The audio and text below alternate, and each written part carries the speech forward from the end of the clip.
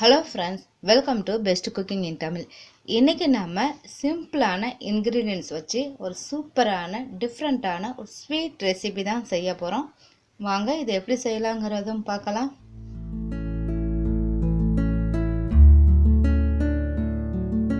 இப்போ நான் வந்து ரெண்டு வாழைப்பழம் எடுத்து வச்சிருக்கேங்க. இந்த வாழைப்பழத்தோட தோலை நம்ம நீக்கிட்டு நம்ம வந்து இத வந்து ரவுண்ட் ஷேப்ல கட் பண்ணிக்கலாம். சோ வந்து ரொம்ப கொஞ்சம் லேயரா கட் பண்ணிக்கங்க. ஸோ ரொம்ப தடிமன் இல்லாமல் கொஞ்சம் மீடியமாக இதை வந்து நம்ம கட் பண்ணிக்கலாம். ஸோ இந்த அளவுக்கு நம்ம கட் பண்ணி எடுத்துக்கிட்டால் போதும். நம்ம பனானாவை கட் பண்ணி எடுத்துக்கிட்டோம். அடுத்து வந்து நம்ம ஒரு கடாய் ஒன்று எடுத்துக்கோங்க. இந்த கடாயில் வந்து என்ன பண்ணுறேன், நான் சர்க்கரை எடுத்துருக்கிறேன்.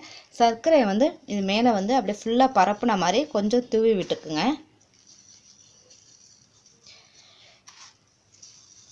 ஸோ தூவின பிறகு நம்ம என்ன பண்ணுறோம், கட் பண்ணி வச்சுருக்க இந்த வாழைப்பழத்தை வந்து ஃபுல்லாக வந்து அடுக்கிக்கங்க. இப்படி பாருங்கள், வாழைப்பழத்தை நான் ஃபுல்லாக வந்து அடிக்கிட்டேன். எனக்கு வந்து 1.5 வாழைப்பழம் கரெக்டாக வந்துச்சுங்க. இப்போ இதை எடுத்து நம்ம தனியாக வச்சிடலாம். இப்போ நம்ம ஒரு மிக்ஸி ஜார் ஒன்று எடுத்துக்கலாம்.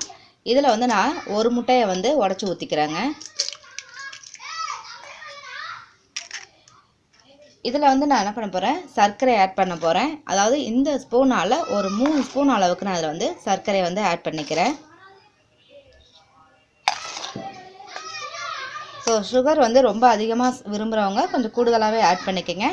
அதே ஸ்பூனால் ஒரு 3 ஸ்பூன் அளவுக்கு நான் வந்து குக்கிங் ஆயில் வந்து ஆட் பண்ணிக்கிறேன்.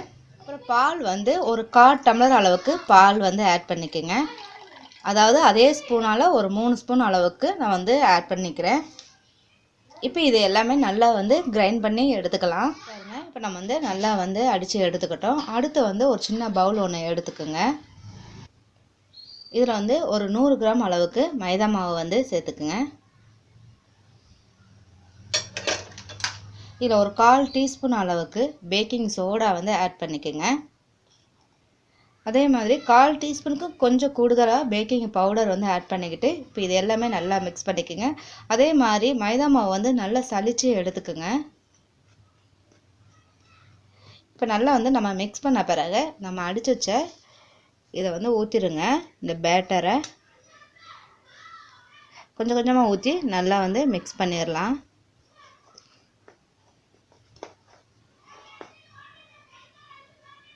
ஸோ உங்களுக்கு அப்படி வந்து ரொம்ப வந்து திக்காக இருந்துச்சுன்னா பால் வந்து ஆட் பண்ணிக்கலாம். அதாவது நமக்கு பத்தாத பட்சத்தில், ஆனால் நமக்கு இதுவே வந்து கரெக்டாக இருக்கும். நல்லா கட்டி இல்லாமல் நல்லா வந்து மிக்ஸ் பண்ணிக்கோங்க. பாருங்கள், இப்போ நம்ம வந்து கட்டி இல்லாமல் நல்லா வந்து மிக்ஸ் பண்ணிக்கிட்டோம். பாருங்கள், அப்படி ரொம்ப உங்களுக்கு வந்து மிக்ஸ் பண்ணுறது சிரமமாக இருந்துச்சுன்னா நீங்கள் மிக்ஸி ஜாரில் கூட போட்டு கூட ஒரு அடியாக அடிச்சுக்கலாம். உங்களுக்கு வந்து ஈஸியாக வந்து அது வேலை முடிஞ்சிடும். இப்போ என்ன பண்ணுறோம், லாஸ்ட்டாக வந்து ஒரு பிஞ்ச் அளவு மட்டும் சால்ட் வந்து இதில் ஆட் பண்ணிவிட்டு எல்லாத்தையும் நல்லா மிக்ஸ் பண்ணிடுங்க. நம்ம மிக்ஸ் பண்ண பிறகு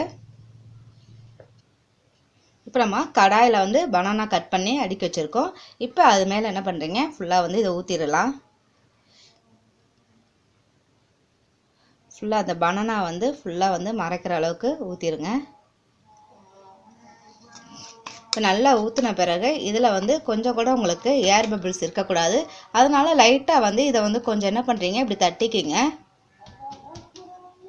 பண்ணுறீங்கன்னா ஒரு அடுப்பு ஆன் பண்ணி ஒரு வந்து தோசைக்கல் வச்சுக்கோங்க. தோசைக்கல் வந்து ஒரு பழைய தோசைக்கல் இருந்தால் கூட பெட்டர். இது என்ன பண்ணுறீங்க, தோசைக்கல்லை வச்சுட்டு ஒரு 10 நிமிஷம் வந்து கொஞ்சம் வந்து மீடியம் ஃப்ளேமில் வந்து கொஞ்சம் ஹீட் பண்ணிக்கோங்க. ஹீட் ஆன பிறகு நீங்கள் என்ன பண்ணுறீங்க, நம்ம வச்சுருக்க இந்த கடாயில் வந்து ஊற்றி வச்சுருக்க இந்த பேட்டரை வந்து அப்படியே வச்சுட்டு இது மேலே ஒரு மூடியை போட்டு மூடிடுங்க. இது மூடிட்டு ஒரு 20லேருந்து ஒரு 25 நிமிஷம் வரைக்கும் இதை வந்து அப்படியே வச்சுக்குங்க. பாருங்கள், எனக்கு ஒரு 25 மினிட்ஸ் வந்து வந்திருக்கு.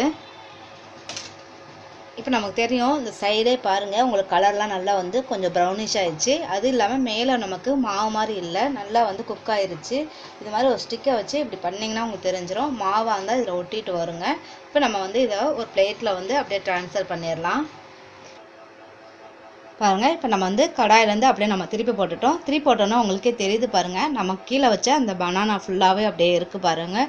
இது இந்த சைட்லேயே நீங்கள் என்ன பண்ணுறீங்க, கட் பண்ணி உங்கள் குழந்தைங்களுக்கு கொடுங்க. ரொம்ப ஹெல்த்தியான ஒரு சூப்பரான ஒரு டேஸ்டியான நமக்கு பனானா கேக் வந்து ரெடி ஆயிடுச்சுங்க.